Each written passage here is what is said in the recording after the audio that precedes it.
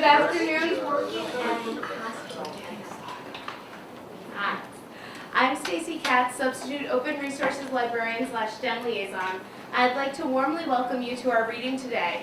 On behalf of today's co-sponsor, the Social Work Department, and on behalf of Kenneth Schlesinger, Chief Librarian, and my colleague on the Readings Committee, Allison Lehner-Quam, who unfortunately could not be here today. These campus-wide discussions provide an opportunity for us all to gather together to hear about current publications and scholarship written by Lehman faculty and alumni. We are honored that this afternoon, social work faculty Carol Mazza and Brenda Williams-Gray will be sharing their new journal, Urban Social Work. Just as a note, we have students who have joined us who will need to leave for class at 2. Also, there are students working outside, so we should just be conscious and respectful of noise and our space. Robin Wright, Health and Human Services Librarian, will introduce Professors Mazza and Gray. Thank you. Good afternoon. Thank you so much for coming.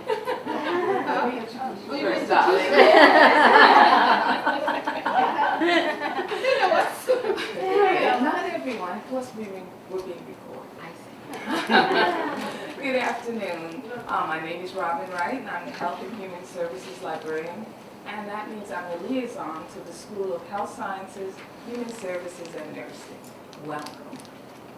I'm so pleased to be with you this afternoon and to have the opportunity to introduce our guest speakers, Professors Carl Mazza and Brenda Williams-Gray, who are faculty members of the Social Work Department. Carl Mazza is an Associate Professor of Social Work as well as the Chair of the Social Work Department. He formerly directed the MSW, that's Masters of Social Work program, in which he teaches social work practice and policy. His DSW and MSW were conferred by Yeshiva University and received a BA from Dowling College. He was one of the first mentors in Lehman's Urban Male Initiative and has mentored dozens of Lehman students.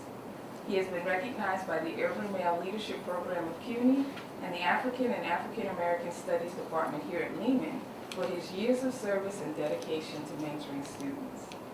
Dr. Mazza is past president of the New York State Social Work Education Association and former chairperson of the Criminal and Juvenile Justice Track for the National Council on Social Work Education. He was awarded the college-wide Teacher of the Year Award in 2005 for his excellence in teaching and is the current chair of the Excellence in Teaching Awards Committee. Professor Mazza was awarded the Outstanding Service to Lehman College Award by President Fernandez and Outstanding Peer Reviewer from the Journal of Social Work Education.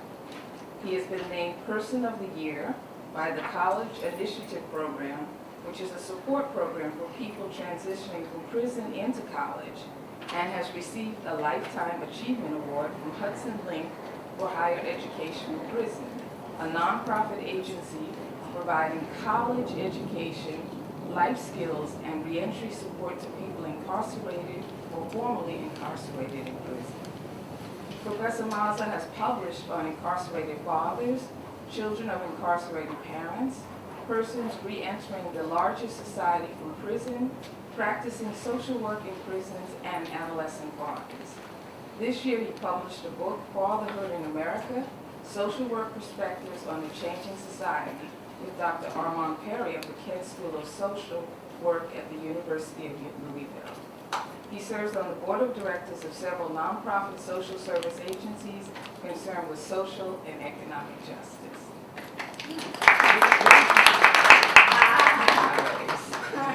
Now, Professor Brenda Williams-Gray, your turn. Not just to be one. Professor Brenda Williams-Gray is an associate professor in the Social Work Department, where she teaches practice and social work with children and adolescents in both the undergraduate and master's program, supervision and administration in the master's program, where she serves as a faculty advisor and curriculum chair of the practice sequence. Her Doctor of Social Work was conferred by the CUNY Graduate Center. She received a postmaster's certificate in child and adolescent treatment and an MSW from Fordham and a BSW from Adelphi University. She has 20 plus years of clinical, supervisory, and leadership experience in social service agencies, including work with children and families with emotional and behavioral challenges. Past positions include Assistant Director for the New York Valley Fontana Center for Child Protection. She's looking at me like, shall we skip some? Director of Accreditation Commission at the Council on Accreditation in New York, where she implemented an assessment of organizational capacity to identify organizational needs and strengths relative to enhancing capacity and effectiveness. Vice President for Community Youth Programs, Family Service of Westchester, and a Unit Director at the Children's Village. Her interests and expertise are in the areas of trauma and resiliency, cultural diversity, and critical race theory, and organizational capacity. Her publications in peer-reviewed journals include articles on resilience in the lives of adults with sickle cell disease, ethnic sharing, and critical thinking and administration practice.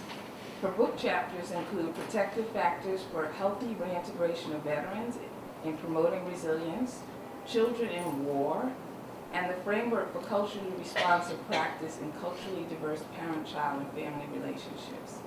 She's the recipient of a Faculty Fellowship Publication Program and a contributor of the HRSA Federal Grant for Culturally Informed Behavioral Health Services for at-risk children, adolescents, and transitional youth and their families. Quite impressive resume for both.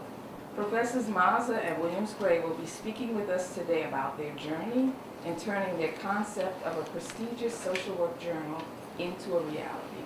Please give a warm welcome to Professors Carl Mazza and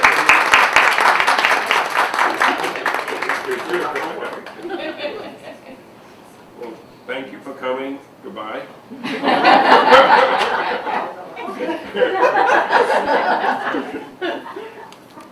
First, we want to introduce Adam Etkin. Adam is our publisher at Springer. He's actually kind of like our boss.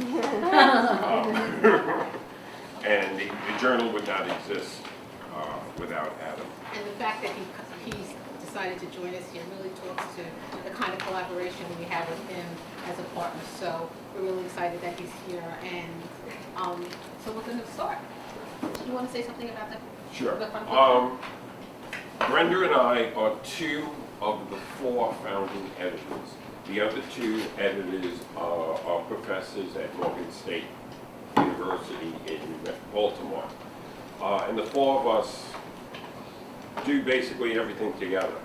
One of the first things that we did when the journal became real is we had to design the cover.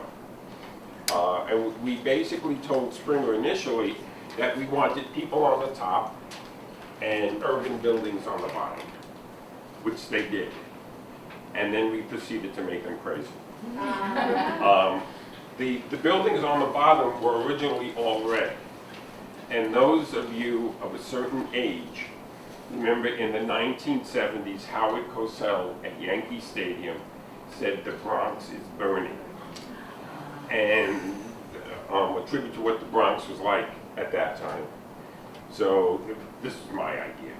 So we made the buildings multicolored, so it didn't have the effect. The people, being four social workers, wanted to ensure that that first people were multicultural. I made them change the hair. We needed to have hair that looked multicultural. That they would be multicolored, and then for the pièce de résistance, after they thought they were finished with us, we said we need some gay and lesbian couples. So they moved the people around, and that's how we ended up with our cover. We put a lot of work into it, and we are really proud of our cover. You have a copy? Yes, they're on the table. It's really a striking cover, if I do say so. And actually later on when we talk about what urban social work means, the cover becomes really a metaphor for what it is that we're hoping our journal speaks to. So if Evan were here, he would be so annoyed that I was telling this story. I submitted an article to a well-regarded journal about immersing students in an ethnic sharing exercise because I had the philosophy that in order to have culturally informed, competent social work students be ready to go out into the world, they had to have a sense of self-awareness and cultural awareness. And I wrote the article, and the first time it got rejected, and there were some really good reasons why I did, and then I cleaned it up, and then I sent it out again. And one of the reviewers wrote in their comments something to the effect of, so you created this hybrid classroom as a cohort so that you can study this phenomenon. And I was appalled and insulted that it didn't occur to someone that in urban communities, that classrooms are naturally occurring diverse environments. And that I did not have to create an anomaly to have this go forward. And it, besides what it means, as those of you who publish know, when your article gets rejected, I realized that they were rejecting the work that we do. And that it wasn't as much about me, it was about not having knowledge about what urban environments include. So that has stayed with me, and Evan read my article, and he was very glad that they accepted it and was highly enraged at the things that they made me cut out of it. And still says I should resubmit it again, even though it's been published with all of the missing elements. But, so part of the idea is that while social work creates knowledge and promotes research and should be discussing our own best practices through peer-reviewed manuscripts, that there was a gap in the field about urban social work. So that was part of the impetus about this. And that Lehman College is a producer of fabulous knowledge. And if you look at journals, and I'm so impressed with students, if you know, when you look at journals, most journals are affiliated with an academic institution.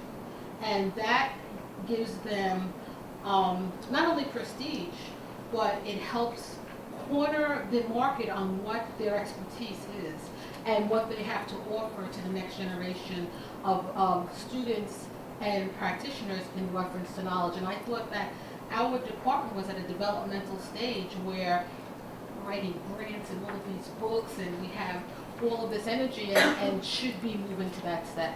And I think the last part is the idea of giving voice. And we spend so much time talking about encouraging students to have a voice and to feel good in their own skin and to be able to not only advocate for clients but for the profession. And so this is our little part of the world, our little chance to give voice and to remember how horrible I felt when that person disregarded my work, so that even though we would have a critical eye about what it was we would accept and we wouldn't, we would not do it in a way that was demeaning or insulting, that we would be we would give feedback that was useful so that folks can actually grow in their writing and in their publications. And faculty people who publish know this, unfortunately, very, very true, is that it will take you not unlikely a couple of years to get your work published. You submit it to a journal, you cannot do anything with it until that journal makes a decision. And they could take well over a year to make a decision, and you're kind of stuck there. And actually, in one of our department meetings, we were bemoaning this, and we said that if we were ever able to make a journal become reality, we wanted the turnaround time to be much, much faster. And actually, we got it down to about a couple of months, really, for an article to either be accepted or not. Right, we're down to, we have a 90-day window that we work with. Do you want to talk about any of this? So Paul and I both could do this with our eyes closed, but we thought we would organize ourselves into slides, and so we're going to try to do that. When we said we're going to try to do something with this, Brenda and I were at the annual program meeting of the Council on Social Work Education. And I forgot where it was. Was it in Atlanta? Tampa 2014. Tampa. Okay. And we met with a publisher, not Springer, to kind of pitch the idea of the journal.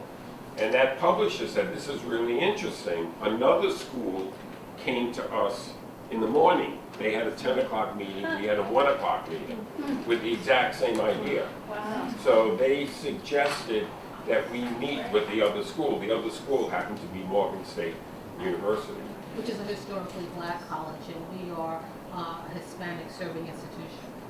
So we thought that that was a real good mix between a historic black college and a Hispanic serving institution to form the basis. We were also, with the two people at Morgan, kind of on the same page of what we wanted the journal to look like, what type of articles we wanted to publish. Baltimore, while New York City is much bigger than Baltimore, Baltimore has many of the same social issues as New York City. In fact, if you look at reruns of The Wire, sometimes even more than New York. And so we became partners in trying to do this idea. There was going to be a very big emphasis on working with diverse populations, ethnically, age-wise, racially, religious, economic.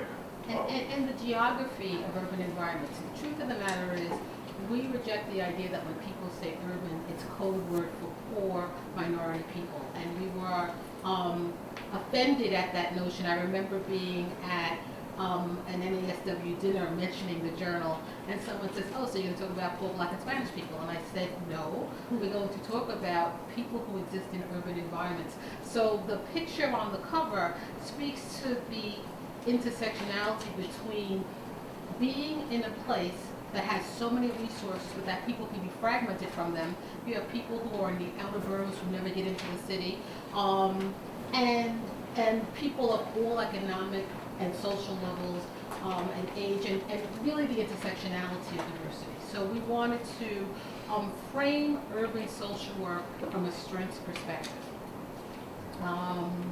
And again, we wanted to do that with the folks who are submitting articles as well. So we made this little timeline. So when Paul became chair, we were sitting in a meeting, that meeting we have in May at the end of the year where we're, right, that meeting. And Well, not everyone knows. okay. At the end of the academic year, we have this endless meeting that lasts maybe 3 hours, and we discuss how the academic year went. So that was the meeting. But Paul added a strategic planning process to the idea and said, where should we be going and what kinds of things should we be doing? And I mentioned the idea of the journal and what it could mean to us. And there were other ideas that came out of that meeting, but what was really significant was that idea moved from a vocalization into a plan. So when Paul and I were in Tampa, we hunted down the publishers with our idea, and in that pitch, that's when we found out about those wonderful people from Morgan State University. The only thing that publisher did that was useful was connect us to them. And we submitted a complete proposal to them, and we knew that we needed funding, so Paul suggested the New York Community Trust, which is that acronym, and so we applied for a grant with them while we were waiting for the other publisher to move on our idea. Now, let me say something about the first publisher. Anyone, for the students, every year Lehman participates in the Legislative Action Day. When you go to Albany and you talk about a specific issue. And one of the things that is most shocking or surprising, that you have this huge state like New York, and it's individual people who very often make decisions. So you go to an assembly person's office, you meet with the assembly person or the assembly person's chief of staff. If they like what you're saying, they can move this along in the legislature and eventually become law. Despite the internet, despite social media, it really comes down very often to human relationships. That's what kind of happened with our first publisher. We had a publisher and we had a person who really liked the idea and was going to make the idea go. That person then leaves the company. And our idea then is reassigned to someone else who said, this is okay, but we're really not interested in this. And then in early 2015, dropped us. At the same time, New York Community Trust was interested in pursuing this more, but couldn't pursue it if we didn't have a publisher. But our good collaborators from Morgan State University had actually just done a book with Springer and had a good relationship with Springer and said, we want to pitch this to Springer. And while Adam wasn't there at the time, his predecessor was, and that he thought it was a good idea and joined us for the first of what we consider our 3 milestone meetings. Morgan State people came up, we all met at Springer, and then we went to the New York Community Trust. And she asked us about our project, and we had a really good planning meeting, and that meeting solidified us as a group and solidified their interest in funding us, because you have to have funding, as Adam very eloquently explains to us, subscriptions come after people see your product, but you have to fund the work for the product to be produced. So the New York Community Trust gave us an 18-month funding cycle for what's typically a year cycle. Springer signed on with us, and as Cole said in 2015, the search and the find for the best fit publisher happened, because even as they've had changes in their system, they've always held true to holding on to this vision and making it a priority, which has been very exciting. So after that, in 2016, the funding was secure, and then Paul and I took our summer trip to Baltimore. And basically, Springer said, there are a list of things you've got to take care of in order for this to get off the ground. You've got to select an editorial board. And we all put in some names, and this is where it's useful to have somebody like Paul, who has so many contacts, and Baloo and Morgan State as well. And then we looked at what states do we not have representation from, because we wanted this to be a national journal, so we had to look at schools across the country, and we wanted some international partners as well. So we pulled that list together because we wanted to make sure we had a diverse group. We figured out ground rules for our roles. We also wanted not just geographic diversity, but expertise in different types of populations: gerontology, children, criminal justice, homelessness, public health. Because all of those issues are relevant in an urban environment. So we figured out our ground rules. We tried to figure out how are we going to work as a foursome without stepping on each other's toes, and really get work done and be respectful. And part of it is really, I hate to sound so hokey, but there was sort of like a magic about how well we got along. For very strongly opinionated, hard-working leaders who were willing to collaborate with each other and exchange ideas and weigh in and weigh out. And so we figured out that we didn't all have to write the editorial, but somebody's got to start it, and then everybody else will give feedback on it. And we figured out, well, how are we going to assign articles? So we talked to Adam, and once the manuscript system was set up, then they can assign by a rotation to each one of us the next article that's come in, and then we pick the reviewers, and we have a whole sort of database that is both respectful, confidential, and useful to us. And anytime those of us who are less astute with the database, we contact Adam, and he graciously does not make us feel like we are idiots and reminds us how to go through the process. Over and over again. Oh, yes. And then we had to figure out the deliverables. So, for example, we knew that we were going to do 2 issues in the first year. 90 days before that issue comes out, it has to be put to bed. So that means that every article, book review, and editorial must be in its final state by that point, so that the editorial crew can really go through and do the proofing, send it back to us so that we can look at that before it becomes a final product. Which means that if you're going to write an article for our April issue, by January, you have to have sent your revisions in, which means you needed to have sent that article out to us so we could have assigned it, so we can get back to the reviewers and you can get back and do your revisions. So we spent time mapping out sort of the timetable, that cover, which is so important to us, and Springer's online and technical support, and mapping that out. And when that actually became up and running, then we were really, then we had the technology behind us to actually move the engine. And we worked on the first edition. And then in 2017? Our first issue came out. Which we don't have any copies of, because we were We gave them all out. We gave them all out. So what you see in front of you is our We second. actually have 2 copies in our offices, but I had them framed in glass. And we were not going to break the glass. I was so excited when the box actually came in and there was a hard copy, because we had all read every single article, the proofing, the whole thing. So it was sort of like our first baby coming out there.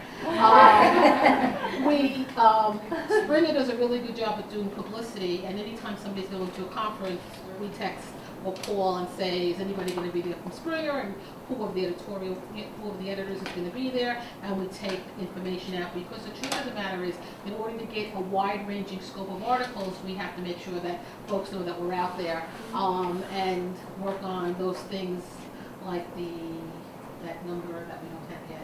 Oh, that's it. Thank you. Right, so before we can get to that, we have to get the information out.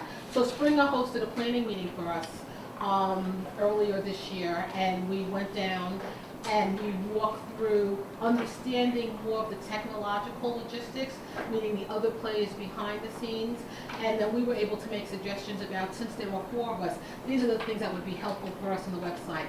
Like, I know that I want to have a count on which articles are going to go into the next edition. So we have to see what's in the hopper, see where each article is, so that we can make a cutoff and so forth. And now we all can see that information. And in September, we wrote the renewal grant, which has been submitted, and it's being reviewed hopefully by February, so we can secure our funding. And our second edition came out in October, and now we have an online presence. Can you say something about the online presence? Sure. First thing I'll say is that both issues are available online for free to everyone for now. We thought it was important because it is a new journal. It's too soon for us to have an impact factor and other things that, people look for that legitimize a journal. So the most important thing now is to drive usage and awareness of the great work Carl, Brenda, and the others, everyone is doing.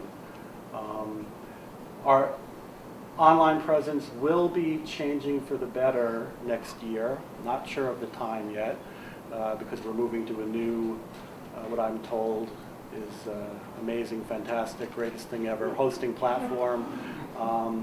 But for now, if anybody wants information about how to read the journal articles or find information, let us know. I'm sure if you Google urban social work, you'll find it. Part of the learning process with us, other than publication, because that's a total learning process, is if you look from our first issues of some of these cities that were located. When we started, I think our impression was we were talking about New York, Chicago, Baltimore, Los Angeles, the huge cities in New York City, in the United States. But one of the things we learned is urban social work is everywhere. Rock Hill, South Carolina. I would bet you no one in this room has ever heard of Rock Hill, South Carolina, but it's... Thank you, Karen. There's a fabulous university there, Winthrop University, and when we were at BPD, I heard the author speak, and I said, you have to write something about this presentation. So, in fact, we have had invited folks. In the beginning, that's what you do when you invite some folks who have clarity and have a reputation in their field, and the speaker from that presentation did that. And I was like, where? And I mean, Alabama. So we have your New York, Los Angeles, Chicago, but in the second edition, we got an article from a place in West Virginia, and that one came to me, and I said, oh, what is this? And in the first paragraph, she said, the author said, so people don't think of cities, mid-sized cities in the Appalachia area as having urban issues and as being in urban environments with urban strengths and challenges. So let me give you the numbers. And I said, okay. So I'm glad that this process is educating us about understanding that while everything isn't urban, there is a texture and a spectrum to mid-sized cities that are in rural counties to large cities like New York, Los Angeles, Boston, and so forth. So it's really fascinating to get that. The other thing is that we've gotten articles on every field of practice, students who are deaf, and in urban environments, gentrification, race, homelessness, the LGBTQ community that's aging out. Thank you. So we've gotten a scope of articles that go from the micro to the macro, varied research methods, mixed methods, qualitative, quantitative, conceptual articles, literature reviews, and we're trying to be balanced. We have said no to articles that really didn't meet the muster or gracious, but we want to be gracious and mentor, but also set a bar. So it's wonderful to get that kind of range and scope, and it's wonderful to be pleasantly surprised by understanding that urban is a more extensive community. There is a journal for rural social work, yeah, and has been for a while. So that's even more interesting that there wasn't one for urban. So in Brenda's rules of PowerPoint, we don't put these many words on one slide. Okay? This is the table of contents from the first edition. So the editorial really talks about how we came together. And there was an article on urban planning, on refugees in cities, a really interesting article on using Facebook as a platform for directing young men who've had sex with men to a video-based HIV testing intervention. It was a feasibility study, very interesting. Aging and gentrification, not what you would expect. And integrating substance use disorders into education. And a review of a really excellent book, Social Work Practice with African Americans in African American environments. So folks could access that online if they want to look at any of those articles. If you want your students to read some of those articles, fabulous. Our second edition is bigger, and I was so excited to just turn the pages of this one. Street codes, colorblind racial attitudes, help-seeking behaviors among urban deaf and hard of hearing adults, long-term planning and the changing landscape for the LGBT aging population with students, fathering despite perpetual penalties, mothers and fathers report on co-parenting, the response to the drug crisis in an Appalachian city, and a book review on Professor Ward's book, which was also really fabulous. So each issue will have an editorial, a book review, and articles. We are open to the idea of doing teaching notes, but we haven't gotten one yet, which would be shorter articles about best practices in the classroom. So we look forward to doing that. This is about the size that we want each journal to be. I think our plan is to have 2 next year and maybe a special issue in between. So the goodies and the challenges. Morgan State University, they're a goodie. It's amazing how much you can do by email, text, and when any one of us says, hey, have you looked at this, or do you know this person, or is anything going on, we will answer. And we have a real conversation. I'm sorry.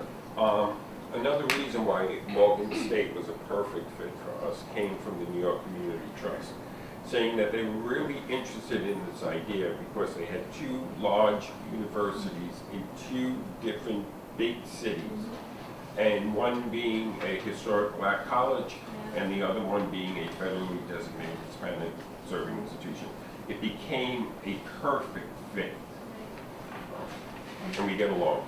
Yeah, and we hope that they're happy enough that they'll refund us. At conferences, I buy everyone drinks. And I asked them to have one for me because I haven't been at the last three that they've all been at. But when we go to the Springer booth, they have our stuff up next to the books, and it's really cool. We've had tremendous institutional support from Lehman, which you can't do this without institutional support. If Paul had poo-pooed the idea, we wouldn't have gotten it going. The dean at every single event has spoken about the journal, which is really wonderful. We met with you, and you're going to have a subscription in the library. The fact that you're doing this, research-sponsored programs. Can I just make an announcement? I just have to say, the library received an anonymous donation to pay for the library subscription. So I am, keeping the confidence, but let me just say, it is from a friend of the social work program. So we're very proud of that. Real endorsement about Lehman College's support and enthusiasm for this project. Wow, that's fabulous. Thank you for letting us know. Thank you.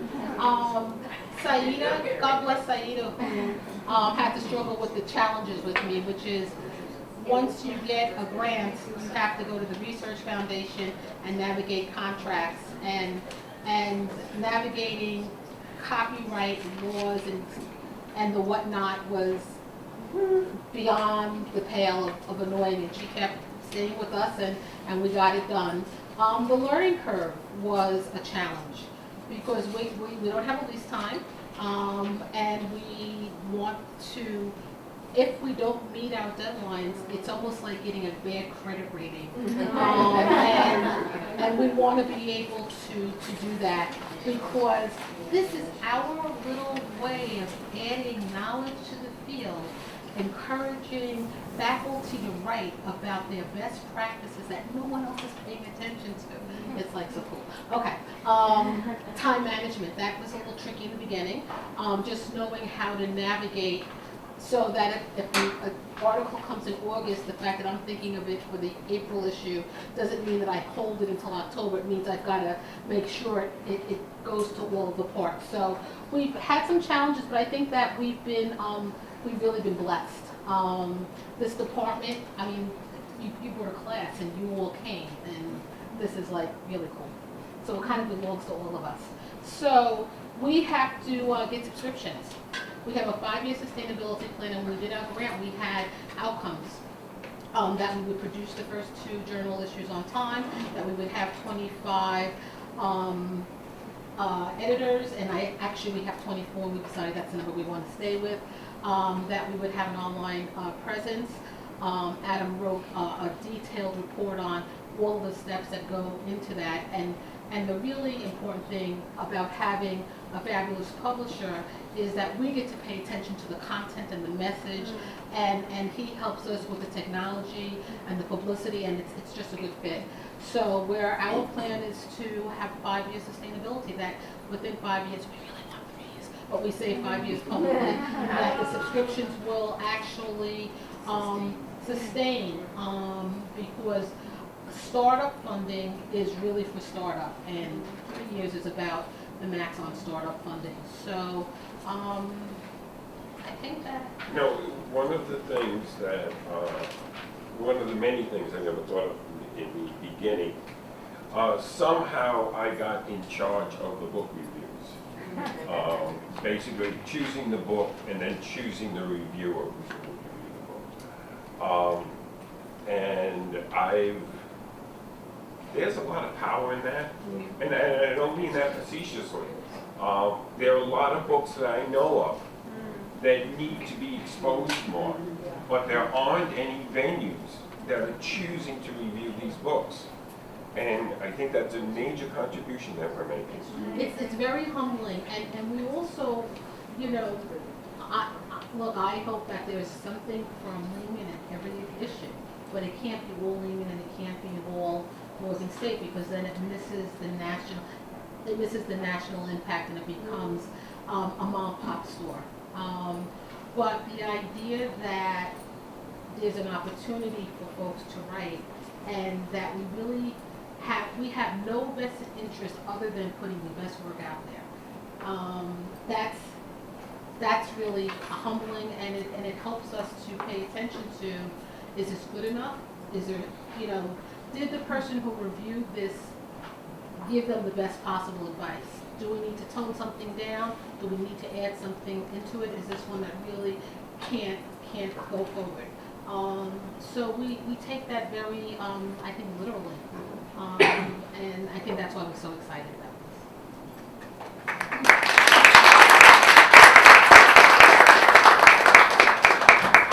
We can take questions now. Does anyone have any questions for Professors Mazza and Williams-Gray? First of all, congratulations on your achievement. I'm curious what kind of critical feedback and response you've gotten from community members, from social workers, and really the perception that this is providing research in a unique area. Lehman is a member of the National Association of Deans and Directors of Schools of Social Work, and they have a meeting once a year. And when we first had those cards out, I distributed them at the meeting, and I told them a little bit about the journal. The feedback was tremendous. Two ways. One is that people could not believe there was not another journal on urban social work in the United States. And when they Googled that researchers, they found that ours was the only one. And the second was particularly strong feedback from small cities like Rock Hill or Island or whatever. Oh, I'm sorry, I forgot we're taping. And that was very, very positive as well. The other thing is that we picked 2 members for our board to be people who are based in agencies. We wanted to make sure that we had not excluded practice wisdom. While it's an academic journal, we wanted to make social work as an applied practice. So we wanted to make sure that we had practitioners. So we have a practitioner from New York and a practitioner from Massachusetts who are on our board. You will have the copies that don't have the board members. So that's why. Yes. Did you have in mind a particular readership initially, or did that evolve? I think initially we were gearing it for academics and practitioners. Both of them at the same time. Would you agree with that? Yes.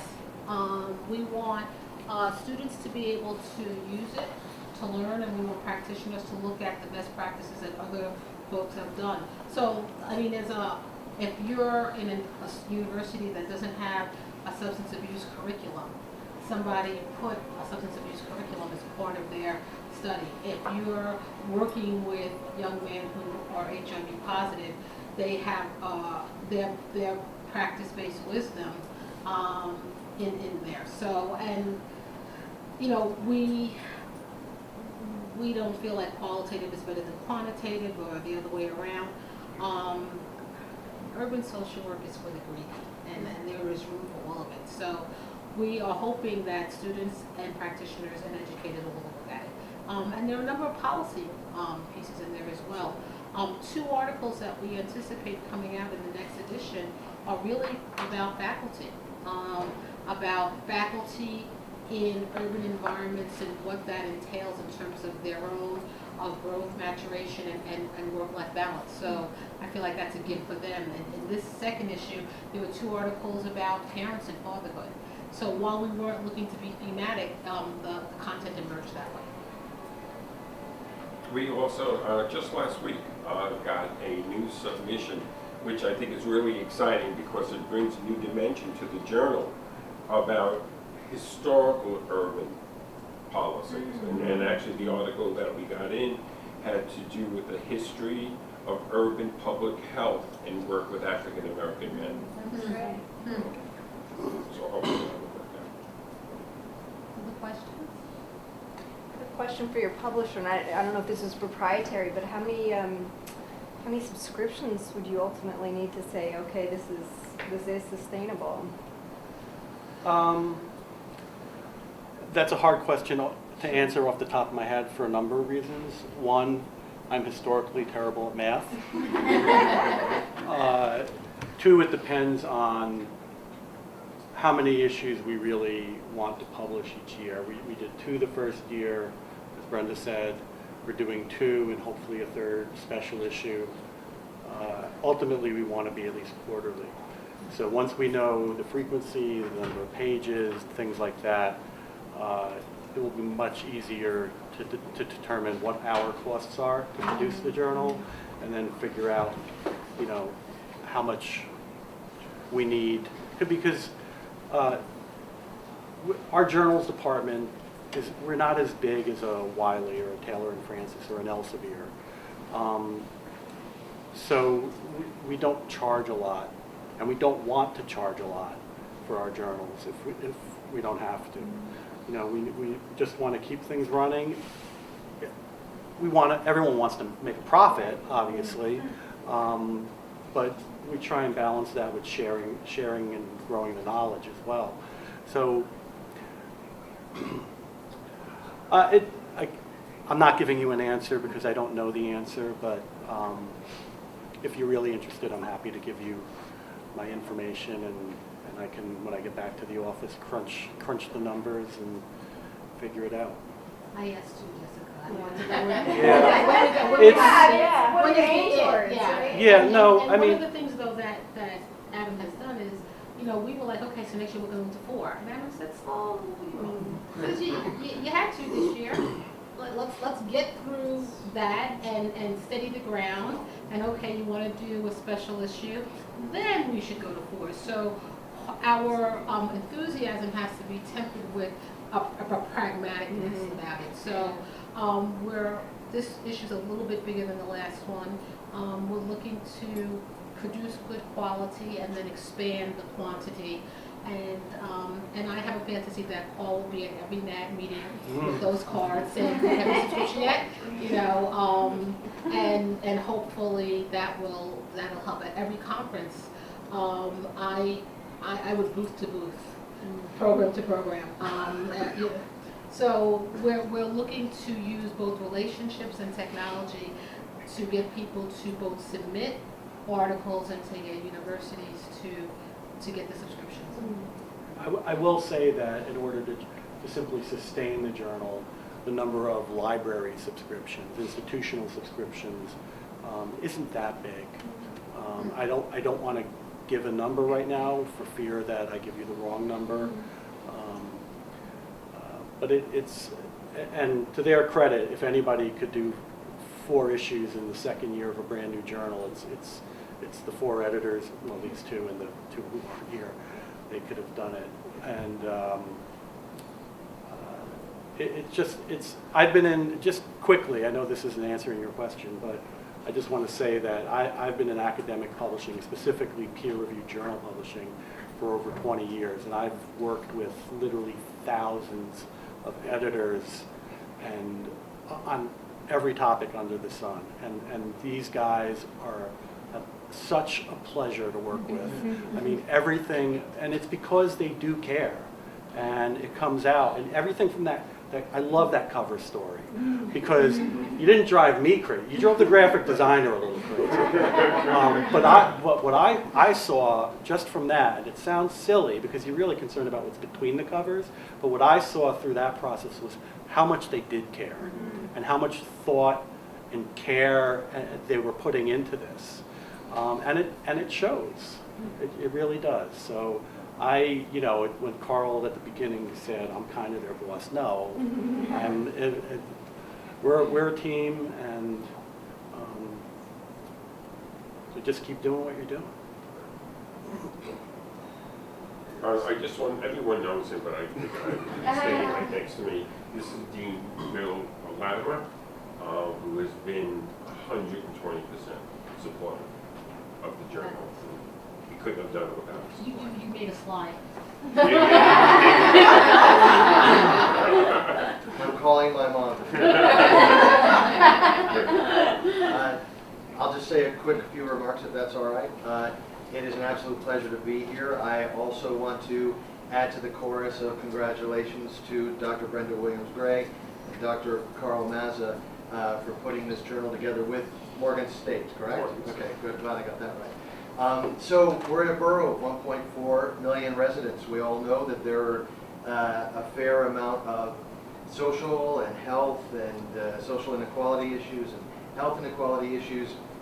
I can't think of a better institution in Lehman College, in the City University of New York, or a better department in the Department of Social Work to champion a new journal on urban social work in partnership with another college that also is in a very urban setting where I spent 11 years and also has a lot of its own issues. So obviously from the standpoint of scholarship and sort of lending the sort of collective thought power of this department and the sister department at Morgan State to the national discussion and discourse on how to promote health and health equity informed by social work practice just seems like a perfect fit. I know you've heard me say things like this, but I want to say it again. We know that in the U.S. News and World Report that the Department of Social Work at Lehman College has gone from 89 to 78 in the past 4 years. That's a very, very significant jump. And yes, you can applaud to that if you like. It's me who's applauding you. We know that Dr. Mazza just published a book on fatherhood in America, that Dr. Ward published a book on social inequalities and its history in the United States. And then with this journal, and then with the HRSA grant, and Amanda's new grant, and I'm probably leaving out other things, Mohan, Justine, Robert Wood Johnson, a new grant. I mean, that's really, I mean, even just those two right there, I think, are about $2.5 million. That's significant by any measure. So you take all of that together, and clearly it's not surprising at all that we're coming up and that you're coming up in the rankings. And this department is just working exceptionally well. And this is a shining star, beacon of hope in the CUNY universe. So know that, and I'm not the only one who thinks that, but I'm certainly one of them. So thank you very much. I'm off to my next meeting, but I wanted to at least drop by and say those few words. So Thank you. congratulations. Thank you for coming. I'm going to pass for now. I'm so tired, I'm afraid that if I take it, it'll make it worse. Thanks. Okay, take care. Thank you. I think we can probably take one more I question. saw Mohan and Ryan both said, but It's not a question, it's more of a statement. I remember when the idea was coming up with Brenda, and what's remarkable to me is from the murmurs to an actual journal and a second. And that's what keeps going over in my mind, because it really shows what can happen when you have an idea of persistence. Brenda would not let it go. Yeah. She would not let it go. It was, we should do this, and she kept talking about it, and just putting it out there in the universe, and then just to see this. I'm so proud of her and everybody, but again, that persistence just shows you what we can.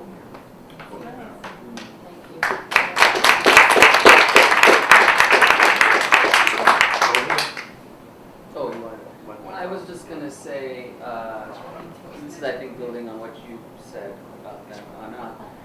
I'm glad, and I'm actually not surprised about the attention you're paying to the way the editors are providing feedback. So, having now experienced different types of feedback from journals, one of the best experiences I had was one of my first articles. I think my first article I submitted got flatly rejected by a journal, but I got such detailed feedback that I was actually smiling when I got the feedback, even though it was a rejection, because I saw the care that the editors actually, the reviewers took. So now I'm realizing it's that the editors set a culture for that. So so I'm not surprised that you both are doing that because of who you both are. But I just want to say that that's so important. The type, even if it's the article's rejected, the feedback is what's really the most important. And so I think that coming from both of you, I know you're setting a very high standard for that. Thank you.